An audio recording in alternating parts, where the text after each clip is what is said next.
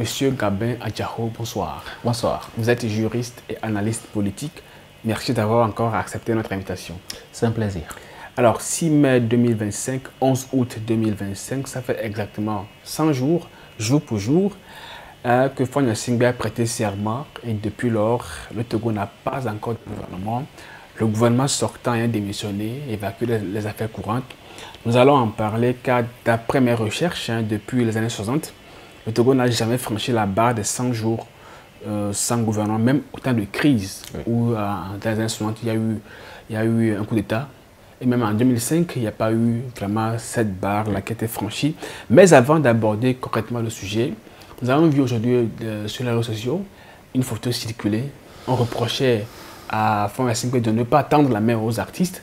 Aujourd'hui, on a vu Faure Gnassingbé qui reçoit des artistes, sauf que dans mes recherches également, j'ai vu que j'ai eu à interroger, à appeler mes contacts au niveau de la Fédération togolaise de musique FTM.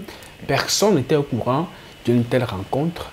Et les artistes, curieusement, qu'on a vus sur les photos sont des artistes qu'on a retrouvés également sur les visuels lors de la période Evala. Alors, qu'est-ce que cela vous dit? Bon, pour moi, c'est... Peut-être que je vais vous choquer l'opinion, mais pour moi, c'est un non-événement. Parce que je ne sais pas s'il les reçoit en tant qu'ami ou bien il les reçoit en tant que président du conseil. Parce que dans les normes, si un président du conseil veut recevoir les artistes togolais, ça doit être dans un cadre assez formel où ce sont les organisations quand même qui représentent ces artistes-là qui doivent former leur délégation pour se rendre quand même à la primature et rencontrer le président du conseil. Mais ça n'a pas été le cas. Je ne sais pas dans quel cadre véritablement il les a rencontrés.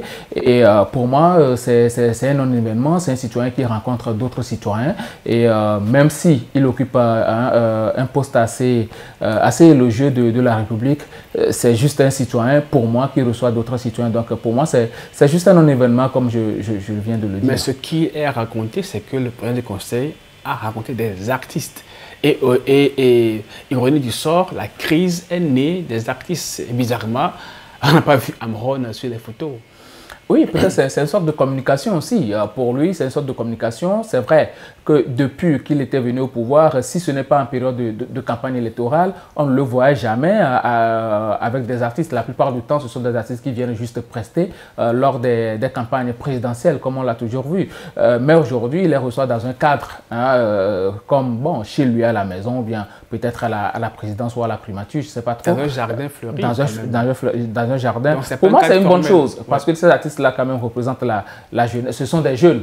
C'est pas représenter la jeunesse, mais ce sont des jeunes. Même si aujourd'hui, ces artistes ne portent pas véritablement les aspirations de la population, parce qu'on ne sait pas sur quel agenda ils se sont rendus chez le président du conseil, M. Faure Gnassingbé. Donc, du coup, pour moi, ce n'est pas anormal, sauf que lui-même, quand il était venu au pouvoir par après, il a promis une rencontre avec les jeunes pour pouvoir parler réellement des problèmes de la jeunesse et savoir dans quelle mesure on peut aider cette jeunesse-là, sachant que l'avenir d'un pays, c'est la jeunesse. Ça n'a jamais été fait. Mais si aujourd'hui, il trouve bien de recevoir quand même les artistes qui, eux aussi, sont jeunes, je pense que ces artistes-là sont allés poser leurs propres problèmes, que des problèmes de leurs frères et sœurs artistes, et aussi les problèmes de la jeunesse, parce qu'il n'y a pas véritablement un canevas qui a été défini, que ce soit par les fédérations des artistes ou encore par les jeunes qui sont au pays, pour que ces artistes-là portent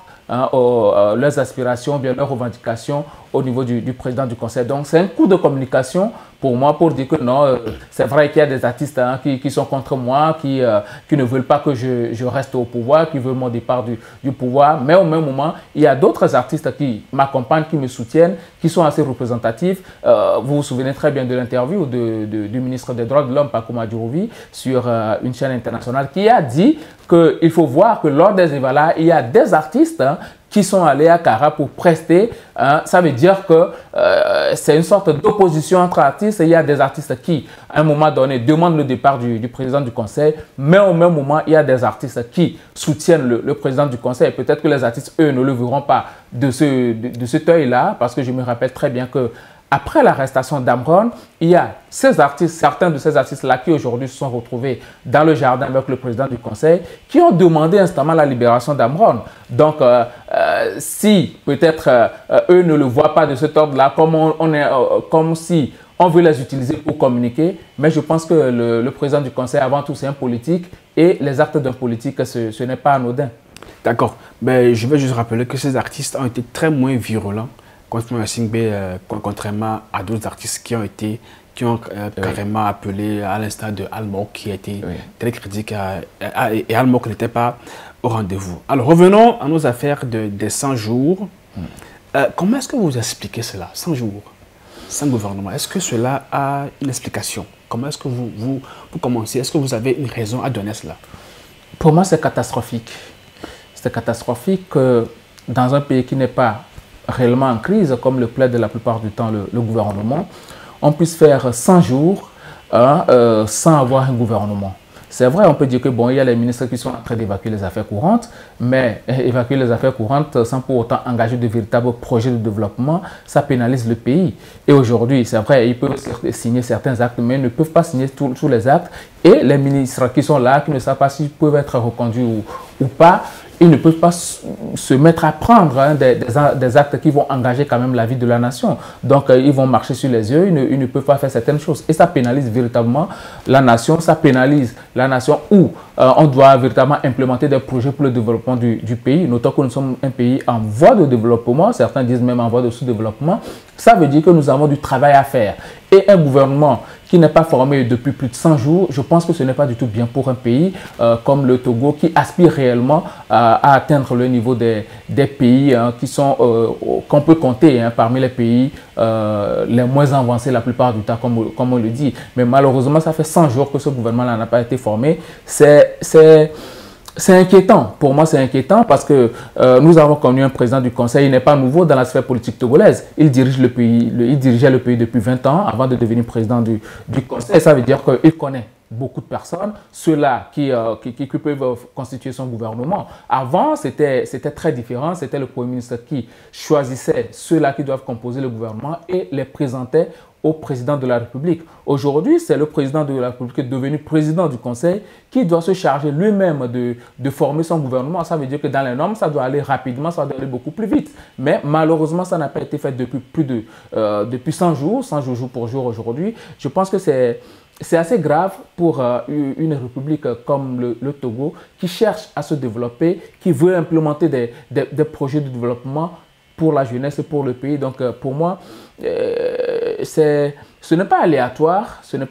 Peut-être qu'il y a des pesanteurs qui empêchent le gouvernement d'être formé, mais ce n'est pas du tout bien pour un pays comme le Togo de rester 100 jours sans former de gouvernement. On l'a vu peut-être au Gabon où Brice Oligui Nguema, juste 24 heures après qu'il ait prêté serment, il a formé son gouvernement et les travaux ont commencé tout de suite. John Dramani Mahama qui est revenu aux affaires, même chose. Donc à un moment donné, même Idriss Déby, Mahamat Déby au Tchad, il n'a pas passé plus d'1 mois avant de former un gouvernement. Ça veut dire que avant d'implémenter un projet, n'oublions pas que nous venons de rentrer dans une nouvelle république, dit-on. Donc dans les normes, tu dois avoir les hommes à t'apporter avant de penser à faire un nouveau régime. Si nous rentrons dans un nouveau régime et que les choses ne se font pas in extenso, les choses ne se font pas de manière très rapide pour qu'on sache que réellement nous voulons une nouvelle dynamique,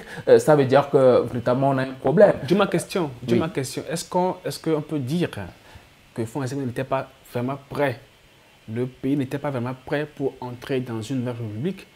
Comment expliquer ça aujourd'hui? Vu la forme, on peut dire que le pays n'était pas prêt pour entrer dans une nouvelle république. Parce que vous avez pu constater qu'on n'est pas allé au référendum.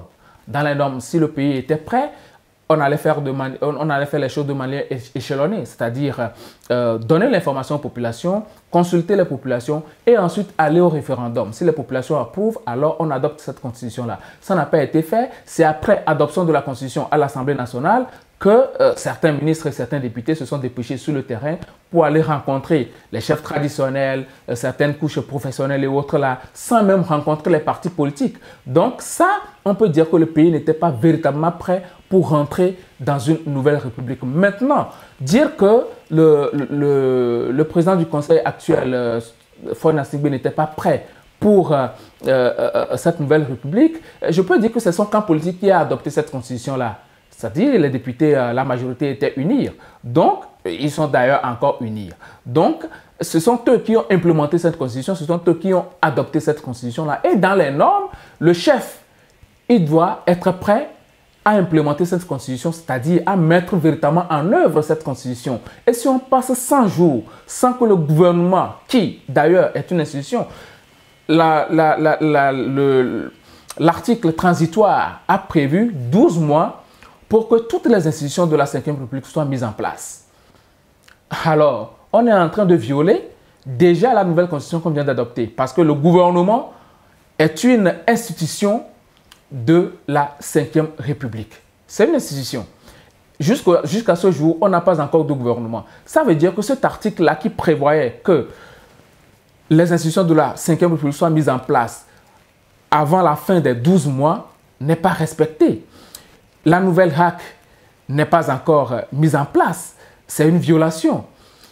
La nouvelle RAPLUSIA n'est pas encore mise en place. C'est une violation. Donc, on peut dire que l'article transitoire qui devait nous conduire à rentrer dans la nouvelle République a été violé d'ores et déjà avant même que le gouvernement ne soit mis en place. Donc, à un moment donné, je pense qu'il va falloir aller dans le sens du respect sacro-saint des règles que nous-mêmes nous sommes données. Malheureusement, ce n'est pas fait aujourd'hui et on compte 100 jours sans gouvernement au Togo.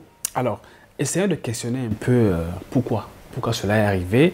Le 6 juin 2025, Faure Gnassingbé a eu une mauvaise surprise, un mauvais anniversaire. Les Togolais se sont levés et ont commencé par demander sa démission à son jour anniversaire. Est-ce qu'on peut dire que tout ce qui est arrivé du 6 juin jusqu'au 26, 27 et 28 juin peuvent expliquer le pourquoi le gouvernement a freiné? Bon, ça je ne peux le dire parce que cette constitution-là avait été implémentée avant ou bien M. Faure Gnassingbé avait déjà prêté serment avant le 6 juin. Et dans les normes, pour moi, après juste prestation de serment du président du Conseil et ensuite du président de la République, le gouvernement devait sortir de sitôt pour pouvoir rencontrer les populations et savoir réellement à quoi s'en tenir. Ça aurait pu aider beaucoup plus le gouvernement si jamais le gouvernement a été formé avant les événements des 6 juin, 26, 27 et 28 juin passés. Dans les normes, ça devait être le cas.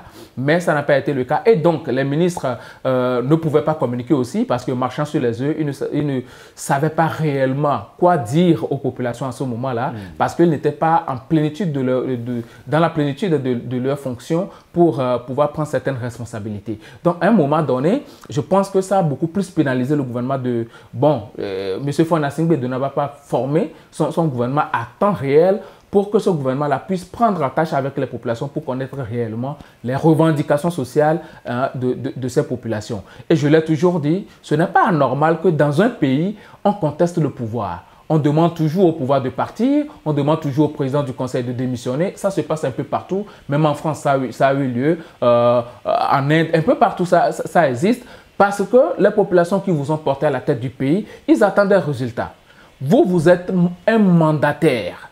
On vous a mandaté pour représenter l'État. Et donc, si les ressources qu'on vous met à disposition, vous n'arrivez pas véritablement à gérer pour le compte de tout le monde, c'est tout à fait normal qu'à un moment donné, les populations se lèvent ou bien une frange de la population se lève pour demander votre démission. Maintenant, si vous avez porté oreille attentive aux revendications des populations, alors trouvez-leur de solutions, discutez avec ces populations-là. C'est très normal qu'on puisse demander le départ d'un pouvoir si jamais ce pouvoir-là n'arrive pas à répondre aux revendications ou bien aux aspirations des populations. Maintenant, c'est au pouvoir de prêter oreille à ce que les populations disent et d'essayer de leur trouver des solutions, pas des solutions toutes faites comme ça, mais au moins d'arriver à proposer une piste de solution pour ces populations-là qui ne font que revendiquer ce qui est normal. Alors, essayons de pénétrer un peu les raisons plutôt juridiques de cette absence de gouvernement. Le gouvernement Dogbe, nommé le 8 septembre 2020, reconduit en août 2024, a démissionné le 3 mai. Mais son gouvernement, comme on le voit aujourd'hui, a continué par fonctionner. Mais vous avez toujours dénoncé cela à votre niveau aujourd'hui. La démission du gouvernement n'entraîne pas immédiatement sa cessation d'exécution. Ça, vous le savez. Oui, bien sûr. Et il y a un problème, c'est qu'il n'y a pas de période transitoire pour la formation d'un nouveau gouvernement. C'est ce qui est un peu ubuesque. Mais dans les normes, ça doit être fait le plus tôt possible parce que ceux-là qui venaient de démissionner ne peuvent plus engager certains projets. Et donc, le pays était en chantier. Dans les normes, on doit former rapidement un nouveau gouvernement pour permettre d'implémenter ces projets de développement-là. Malheureusement, ça n'a pas été fait. Le gouvernement de Mme Dogbe qui avait démissionné, c'était dans la 4e République. C'est ce qui est, juridiquement, c'est ce qui est un peu bizarre parce que le gouvernement de la 4e République ne peut pas répondre du gouvernement ou bien ne peut même pas gérer les affaires courantes dans la 5e République. Alors là, actuellement, on peut dire qu'on est toujours dans la 4e République. La 5e République n'a pas été formée parce que l'exécutif qui, dans les normes, doit conduire les projets de la 5e République n'est pas encore formé. Donc, on est toujours dans la 4e République avec un président du Conseil, entre griffes, Premier ministre. Donc, le gouvernement qui a démissionné sous Mme Dogbe ne peut pas se retrouver de facto sous la responsabilité du président du Conseil. Parce que ce sont deux républiques différentes. Les projets qui ont été engagés, certes, l'État est une continuité, mais les projets qui ont été engagés par ces ministres-là dans la 4e République ont été faits sous une constitution donnée. Maintenant qu'on a une nouvelle constitution, on devait faire rapidement pour avoir un exécutif dans la nouvelle République afin que cela puisse conduire les affaires du pays. Malheureusement, ça n'a pas été fait. On a eu 12 mois comme ça pour faire les choses de manière correcte, mais on n'a pas pu les faire. Même la prestation de serment, c'est arrivé de manière... on a fait les choses de manière précipitée. Hein, le 3, le président du conseil a prêté serment, on s'est rendu quelque part, d'autres même on a oublié d'apporter l'armoirie de l'État et tout. Le président de la République qui a suivi par la prestation de son serment aussi. Tout était un peu rapido, même la démission du gouvernement de Mme Dogbe s'est fait le vendredi et c'est juste le samedi qu'on a prêté serment. Donc tout ça, ça ressemblait un peu plus à la précipitation, à l'impréparation qu'à quelque chose de bien préparé. Donc, à un moment donné, il va falloir réellement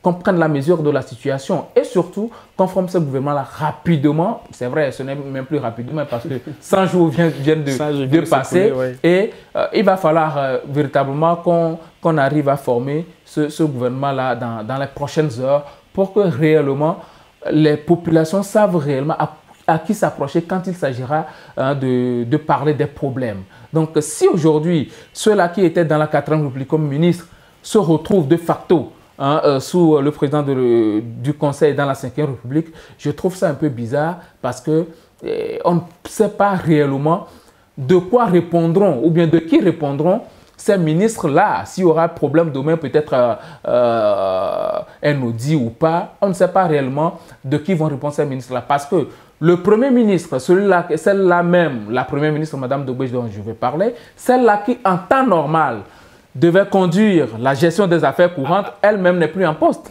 Elle ne travaille plus. Elle ne conduit même plus les affaires courantes. Sa primature a été déléguée, ou bien a été donnée plutôt au président d'une nouvelle institution, le Sénat. Donc, elle-même, elle n'a plus de bureau. Elle ne travaille plus. Donc, ces ministres-là qui... Oui, ces ministres-là qui ont aussi démissionné, tout comme Mme Dogbe, ils travaillent sous la responsabilité de qui? Okay. Alors, il y a autre question qui me dérange. Moi, simple journaliste, vous êtes juriste, vous allez essayer de m'éclairer. Fonia Singbe est devenu président du Conseil. Donc, dans un régime parlementaire, c'est l'équivalent de Premier ministre. Et sauf que, alors, si le gouvernement de Dogbe gérait les affaires courantes jusqu'alors, et Fonia Singbe est Premier ministre, est-ce qu'on a affaire à deux Premiers ministres qui gèrent le pays aujourd'hui? Je ne comprends pas rien, je ne comprends rien du tout. C'est ce qui est étonnant. c'est ce qui est étonnant, parce que même dans les événements officiels, en recevant des gens et autres, en recevant les ambassadeurs,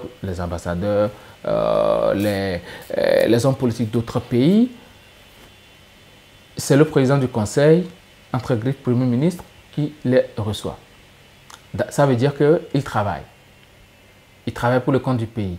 Au même moment, on nous parle de la gestion des affaires courantes. Ça veut dire que les ministres qui étaient dans la 4e République, sous Mme Dogbé, aujourd'hui, conduisent les affaires courantes. Alors, ces ministres-là ne peuvent pas conduire les affaires courantes sans que leur chef, Mme Victoire Tomiga Dogbé, ne puisse gérer les affaires courantes. Parce que même en période de gestion des affaires courantes, vous rendez toujours compte à votre supérieur. Alors, est-ce que ces ministres rendent compte directement au président du Conseil aujourd'hui ou bien à Mme Dogbé? Mme Dogbé qui, jusqu'à ce jour, on le sait, n'a plus de bureau et ne travaille donc plus. Répondez au Togolais. Donc, ça pose un problème, un véritable problème. Vous êtes juriste, hein? Oui, mais je ne veux pas dire que ces ministres-là, aujourd'hui, sont quand même des chauves-souris. La jurisprudence, c'est que c'est un cas typique. Si c'est un cas typique, alors là, c'est assez grave pour une république.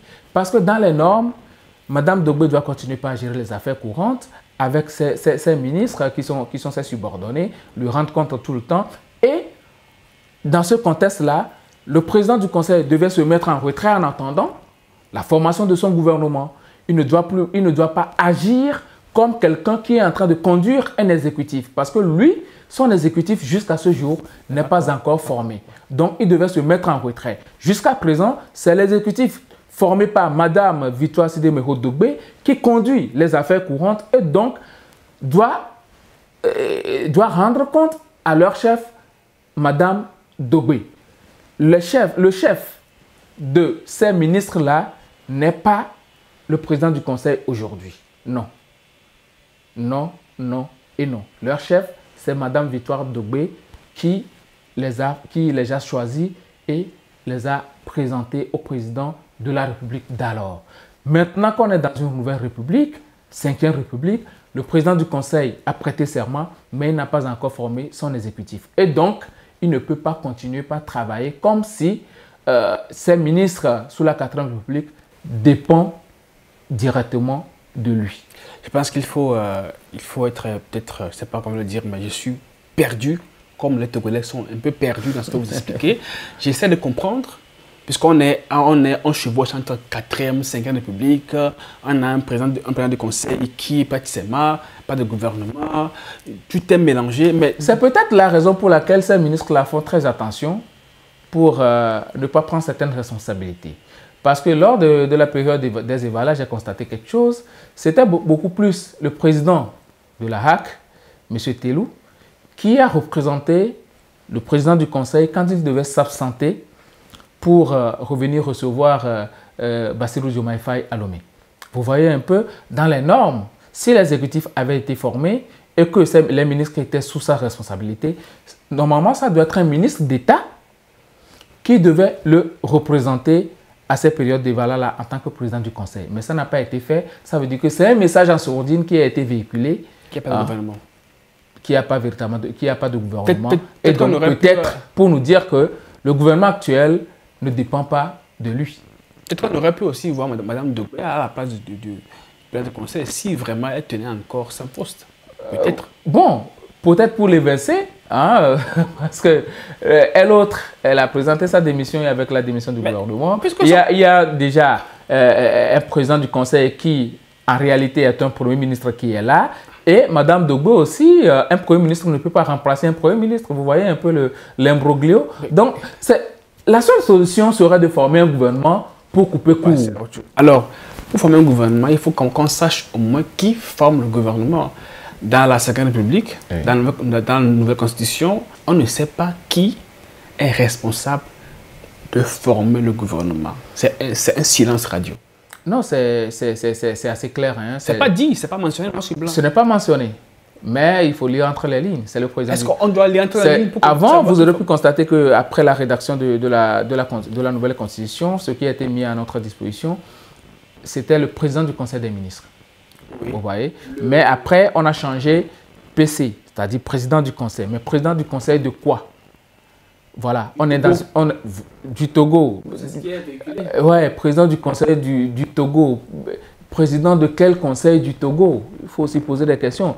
Donc, c'est un premier ministre, comme la plupart du temps. Ils ne veulent pas qu'on soit premier ministre, ça vous savez. Ils ne veulent pas. Bon, ça, je ne le sais pas. Mais ce que je sais, c'est que celui qui forme un gouvernement, celui qui choisit les ministres, c'est un premier ministre. C'est le premier des ministres. Raison pour laquelle les ministres et les premiers ministres ont la charge de faire la plupart du temps le bilan devant l'hémicycle, devant l'Assemblée nationale. Donc, un président du conseil, en miniature, c'est un premier ministre. Ce n'est pas péjoratif, hein, pas du tout. Un président du conseil, c'est un premier ministre. Maintenant, c'est le président du conseil aujourd'hui au Togo qui a en charge la formation du gouvernement. Avant, c'était le premier ministre qui choisissait les membres du gouvernement et les proposait au président de la République d'alors, qui ensuite entérinait. Mais aujourd'hui, c'est le président du conseil qui a la charge, la formation du gouvernement, c'est-à-dire c'est à lui de faire directement la consultation des membres qui composeront son gouvernement et c'est lui qui est responsable devant le Parlement parce que c'est lui le président ou bien le chef de l'exécutif togolais. Alors, même si ce n'est pas dit, même si ce n'est pas mentionné noir sur blanc, je ne sais pas trop si dans les constitutions que nous avons dans les autres pays également, dans les républiques parlementaires, dans les gouvernements parlementaires, je ne sais pas trop s'il y a ce vide-là qui existe ou bien c'est fait exprès. Vous êtes juriste. Bon, quand nous prenons la constitution de l'Italie, par exemple, on n'a pas mentionné directement que c'est le président, parce que là aussi c'est le président du conseil, que c'est le président du conseil qui doit former le gouvernement. Mais on sait très bien que le président du conseil, c'est le premier ministre. Donc le premier ministre, c'est le premier des ministres, ça veut dire que c'est lui qui est chargé de former le gouvernement. C'est lui qui a la plénitude du pouvoir et c'est à lui de choisir ceux-là qui doivent l'aider dans sa tâche de premier ministre ou bien de premier ministre. Donc ça ne souffre d'aucune ambiguïté. En Angleterre, c'est la même chose. C'est le premier ministre qui forme son gouvernement. En Inde, c'est la même chose. C'est le premier ministre au Canada, c'est la même chose. Et je vous rappelle qu'après l'adoption de cette constitution-là, et ça aussi c'est la bizarrerie de cette nouvelle constitution, après l'adoption de cette constitution-là, c'est maintenant qu'on se dépêche pour aller en Inde, pour s'imprégner quand même du régime parlementaire de là. Après, on est allé en Italie, on est allé en Angleterre, on est allé au Canada et tout ça. Donc, c'était comme je le disais, c'était de l'impréparation notoire. Est-ce qu'on dirige un pays comme cela, selon vous? Est-ce qu'on dirige un pays, on avance, après on va apprendre, on stade de tâtonnement? Est-ce que c'est comme cela que les Togolais veulent? Bon, la constitution, le pays soit dirigé. La nouvelle constitution avait manqué d'adhésion populaire parce que ce ne sont pas les populations qui ont voté directement pour cette constitution-là. Et c'était la première fois parce que le Togo a connu 4 républiques et toutes les constitutions de ces 4 républiques-là ont été adoptées par référendum. C'est la première fois qu'une assemblée nationale en fin de mandat, d'ailleurs, décide de changer la Constitution. Je ne vais pas encore rentrer dans ce débat-là parce que j'en avais déjà fait longuement. Donc aujourd'hui, c'est comme on est pressé par les événements et on ne sait à quel sens se vouer. Bon, on est déjà dedans, comme on le dit la plupart du temps. Vivement que ce gouvernement-là soit formé pour que les Togolais sachent réellement à qui s'adresser quand il y aura problème dans leur domaine. Alors, une dernière question. Aujourd'hui, quelle forme trouvez-vous au gouvernement? Comment le gouvernement doit-il être? Si vous pensez que Togo aujourd'hui doit avoir un gouvernement, comment l'envisagez-vous? Si on doit avoir un gouvernement, ça doit être pour moi un gouvernement de devoir. Un gouvernement très proche de la population. Pas des ministres qui regardent la population de haut et pensent qu'eux, ils ont droit à tout et que la population n'a droit à rien. On a besoin des gens qui ont de la considération quand même pour cette population-là, de laquelle, normalement, ils sont issus. Ils doivent respecter, écouter les revendications de cette population, s'approcher de cette population, se faire, puisque être ministre, d'abord, c'est être serviteur. Donc, se faire serviteur de cette population-là. Quand on sert quelqu'un, on l'écoute. On est prêt à lui donner le meilleur pour que cette personne-là soit à l'aise. Même si vous n'avez pas de solution actuellement comme ça, au moins prêtez oreille attentive, discutez avec cette population et ensemble trouver des pistes de solutions. La dernière fois au Bénin, avant l'indépendance, on a vu Patrice Talon, le président Patrice Talon, qui a reçu les jeunes et même les aide-men à la présidence. Ce sont des actions qui, même si le président ne trouve pas de solution directe au problème des jeunes, ça apporte du réconfort, ça met à l'aise la population, ça prouve à la jeunesse que celui-là qui est à la tête du pays nous prête oreille attentive, est là pour nous et est prêt à nous écouter. Donc, je pense que nous devons aller dans ce sens-là. Le prochain gouvernement, parce qu'on a déjà eu tellement de gouvernements dans ce pays, gouvernement de technocrates avec Oumbo, on a eu feuille de route, plein de choses, mais ça n'a jamais apporté des solutions aux problèmes du pays. Maintenant, il faut beaucoup plus aller dans le sens où les gouvernants ou bien les ministres soient des gens qui se sentent serviteurs et donc redevables à la population. Vous pensez qu'on doit reconduire les anciennes têtes ou bien il faut carrément renouveler cette classe politique Ce ne sont pas seulement les têtes qui doivent changer, c'est le système gouvernemental même qui doit changer. Et ceux-là qui tiennent quand même le système, parce qu'après tout, ça existe dans tous les pays, hein. Un gouvernement, avant tout, c'est un système. On doit changer le système, huiler de nouveau notre système pour que ceux-là qui vont constituer le système sachent réellement que nous sommes portés par la population et donc nous sommes redevables vis-à-vis de cette population-là. Nous devons tout faire pour satisfaire aux besoins de cette population. Mais si les gens doivent être dans la logique où, sous l'autorité suprême, la vision éclairée, sous la magnanimité des choses comme ça du président du conseil, ceci a été fait, on ne peut pas aller loin. Il va falloir que les ministres soient responsables de leur département et qu'ils se disent on doit apporter des solutions aux populations dans le département dans lequel on est nommé. Et après, on va rendre compte à celui-là qui est au sommet. Vous êtes optimiste puisque nous avons déjà commencé cette République, la 5e, avec beaucoup de crises, des morts. Nous avons vu un président qui est toujours resté muet. Vous êtes optimiste que ce président-là, qui reçoit des artistes en aparté sans vraiment se fier à leur fédération, vous pensez qu'il va mieux faire? Pour le pays, j'ai toujours été optimiste. Maintenant, pour la gestion, c'est autre chose. Parce qu'on a vu cette équipe à l'œuvre pendant 20 ans. Ce n'est pas une nouvelle équipe. C'est une équipe qui a travaillé pendant 20 ans. Il y a des choses que les gens leur reprochent. Certains voient le verre à moitié vide, d'autres le voient à moitié plein. C'est tout à fait normal. Maintenant, par rapport aux derniers événements, on a constaté un gouvernement très éloigné de la population, bien la sommité qui est très éloignée de la population. Et on est beaucoup plus dans une sorte de communication frontale avec les populations qui sont en train de faire des revendications. Donc, dans les normes, j'exhorte le président du conseil, M. Fossas Nana-Singbe, à écouter sa population, à s'approcher de sa population et à essayer de discuter, d'apporter des solutions à cette population-là. C'est dans les normes.